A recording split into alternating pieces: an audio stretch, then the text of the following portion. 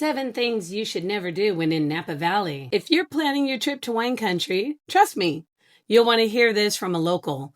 There's nothing worse than wasting money, missing out on great food, or accidentally committing a wine country faux pas. So today, I'm spilling all the local secrets to help you avoid the biggest mistakes visitors make in Napa. Stick around because these tips could save you some serious cash, stress, and hangovers. Number 1, don't stack your tasting reservations back to back like dominoes.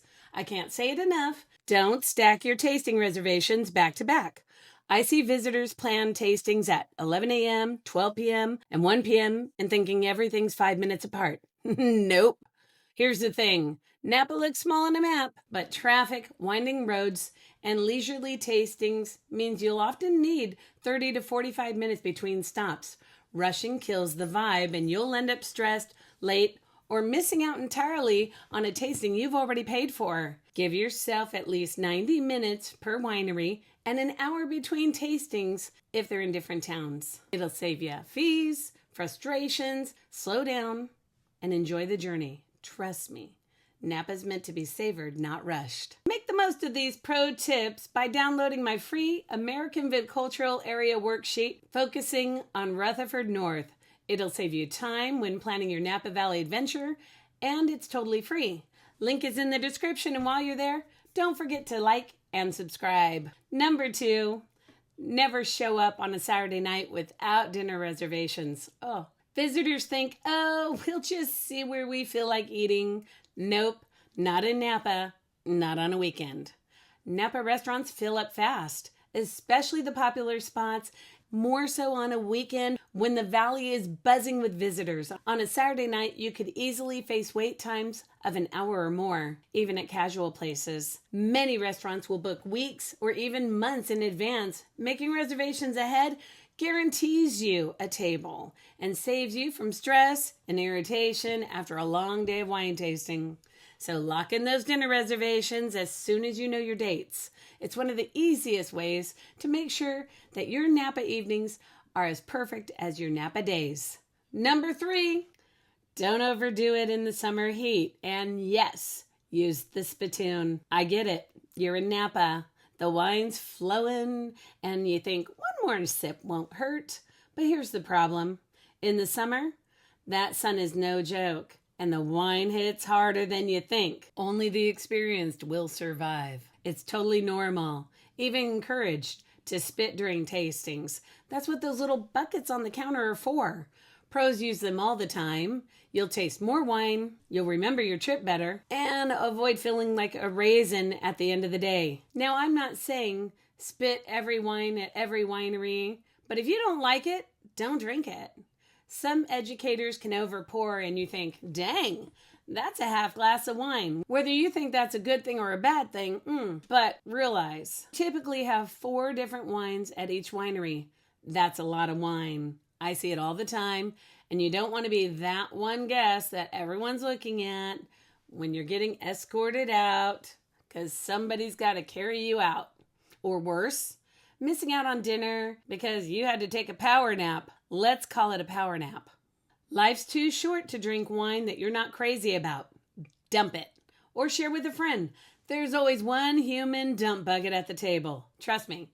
Plus, it'll save you money on rides back to your hotel when you suddenly realize you're way too tipsy to drive. So pace yourself, drink plenty of water, and don't be afraid to spit.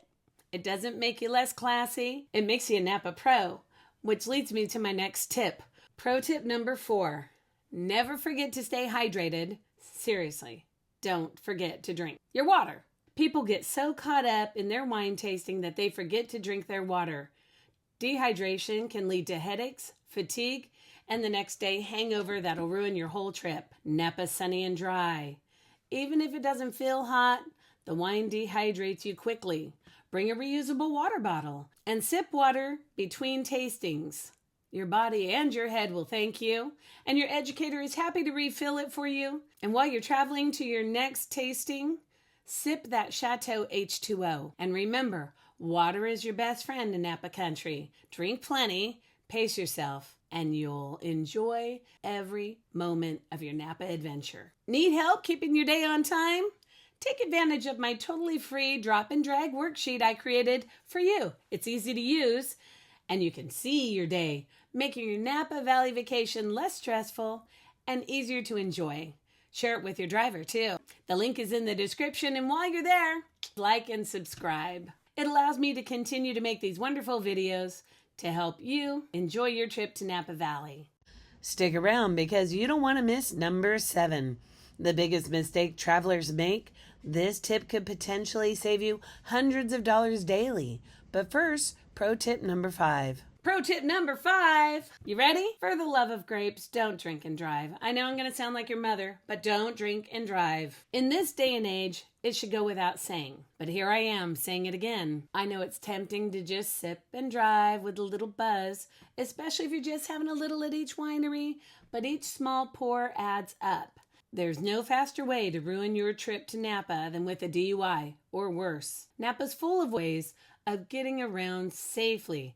There's ride shares like Uber and Lyft, private drivers, wine tour buses, and even drivers that can drive your car. A DUI can cost thousands of dollars, not to mention possibly your life or someone else's.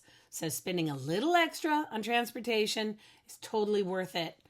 Napa's also full of red light cameras. Nothing ruins a trip more than getting a costly ticket in the mail long after you've returned because you turned right on a red without coming to a full stop. And easy to do when you're a little buzzed. And that ticket ain't cheap. And that'll leave you with the taste of sour grapes. Be smart and plan ahead. It's so easy to get around Napa without risking your safety. And you'll enjoy your tasting so much more knowing you've got a ride waiting. Getting closer to the best kept secrets that no one tells you. Pro tip number 6.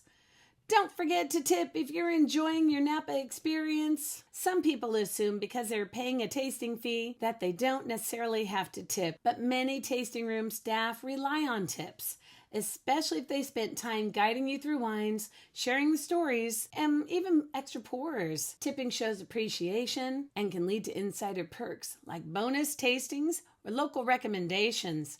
Even a small tip goes a long way. Not tipping, especially after a great experience, leaves a bad impression. And hey, you want some good wine country karma for the rest of your trip, right? I always say, never expected, but certainly appreciated. So if your server made your tasting memorable, leave a tip. It's the best part of wine country spirit, and you'll be remembered as a guest or a friend, not just as a tourist. And finally, the most important tip I can give you, number 7. Ready for it? Write it down. Stop paying for shipping at every single winery. Let me repeat that. Stop paying for shipping at every single winery. A lot of people visit wineries, they fall in love with a bottle or 12, and they immediately pay to ship everything home from each separate tasting room. Here's a local trick. Almost every winery lets you carry your bottles with you, so you can consolidate your purchases and ship it all of it, at one time at the end of your trip. Local wine shops, shipping purveyors like Stagecoach Shipping or Buffalo Shipping Post, they often offer better rates for bulk shipments, and you'll save a ton on individual shipping fees. We're talking potentially hundreds of dollars saved, and that leaves more cash for your next tasting. Of course, if the winery is going to do something special for your shipping, like $1 shipping for a case, that's different. Take advantage of that.